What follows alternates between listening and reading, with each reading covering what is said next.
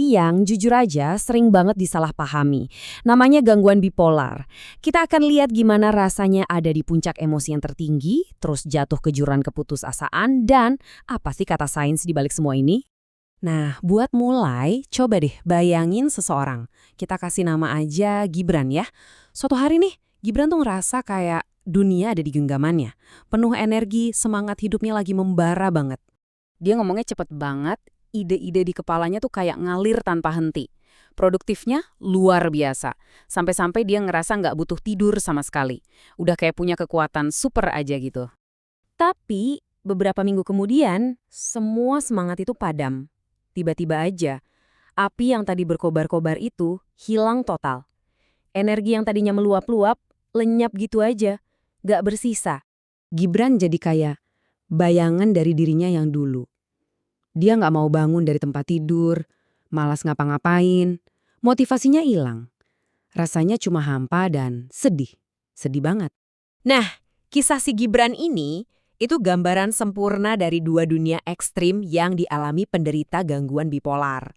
Ini bukan sekedar lagi mood swing biasa, bukan. Ini tuh dua realitas yang benar-benar beda kayak langit dan bumi. Dan Gibran ini nggak sendirian loh. Menurut data WHO tahun 2016, setidaknya ada 60 juta orang di seluruh dunia yang hidup dengan kondisi ini.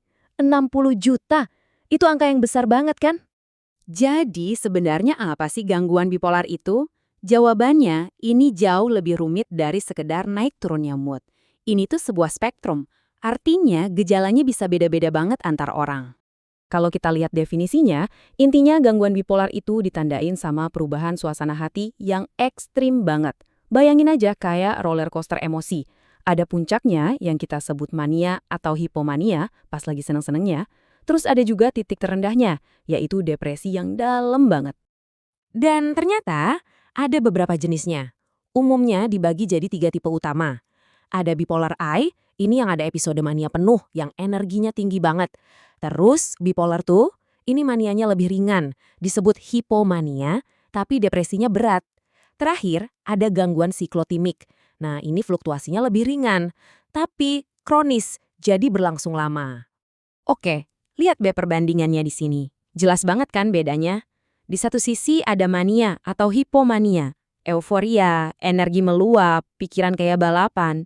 Di sisi lain, depresi, sedih, hampa, nggak minat ngapa-ngapain, bahkan sampai ada pikiran buat nyakitin diri. Bener-bener dua dunia yang beda, tapi dialami sama satu orang yang sama. Pertanyaannya sekarang, kenapa ini bisa terjadi? Apa sih penyebabnya? Nah, sekarang kita coba intip sedikit ke balik layar, kita lihat apa kata sains soal ini. Dan ternyata pemicunya itu nggak cuma satu. Ini tuh gabungan dari banyak hal. Ada faktor genetik atau keturunan, ada juga soal kimia di otak yang mungkin nggak seimbang, terus ditambah faktor dari luar kayak stres berat atau trauma di masa lalu. Kompleks kan? Ngomong-ngomong soal genetik, ini perannya gede banget loh. Ada studi yang nunjukin risikonya bisa naik sampai 40-70% kalau kedua orang tuanya punya kondisi yang sama. Ini jadi bukti kuat kalau ada kerentanan biologis yang memang bisa diturunkan. Cara kita memandang gangguan bipolar ini juga udah berubah jauh banget loh selama berabad-abad. Yuk kita lihat perjalanannya. Dari yang tadinya dikira karena roh jahat, sampai sekarang kita bisa lihat lewat neuroscience. Dulu banget di zaman kuno, orang mikirnya ini gara-gara roh jahat atau energi yin dan yang nggak seimbang. Terus maju ke era Hippocrates, dia bilang ini soal cairan tubuh.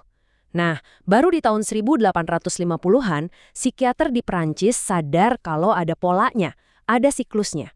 Titik baliknya itu pas ditemuin litium sebagai obat, terus diakui secara resmi. Dan sekarang, wah kita udah canggih, kita bisa lihat langsung ke dalam otak buat pelajarin dasarnya. Oke, setelah ngomongin sains dan sejarah, kita balik lagi ke manusianya. Gimana sih rasanya hidup dengan bipolar setiap hari? Apa aja tantangannya? Apalagi dengan stigma yang masih ada di masyarakat. Ternyata, banyak loh tokoh-tokoh besar yang hidup dengan kondisi ini. Salah satunya Winston Churchill. Dia punya cara unik buat gambarin depresinya, dia sebut itu anjing hitam atau black dog, metafora buat sesuatu yang gelap dan selalu ngikutin dia. Kalau di zaman sekarang ada Kanye West yang ngomong terang-terangan. Lihat deh kalimat di sampul albumnya ini. Saya benci jadi bipolar. Itu luar biasa. Ini benar-benar nunjukin dualitasnya. Di satu sisi dia benci, tapi di sisi lain, kondisi ini juga bisa jadi sumber kreativitas yang luar biasa. Dan kita juga nggak boleh lupa sama sosok seperti mendiang Carrie Fisher. Dia bukan cuma berjuang untuk dirinya sendiri. Dia pakai suaranya, ketenarannya, buat melawan stigma dan ngajak orang-orang buat lebih peduli sama kesehatan mental. Keren banget. Dampaknya di kehidupan nyata, wah ini serius banget, coba lihat datanya. Sampai 30 bahkan 50% penderitanya itu susah buat mempertahankan pekerjaan. Belum lagi biaya perawatannya yang kalau di Amerika Serikat aja, itu bisa lebih dari 200 miliar dolar setahun. Gila kan?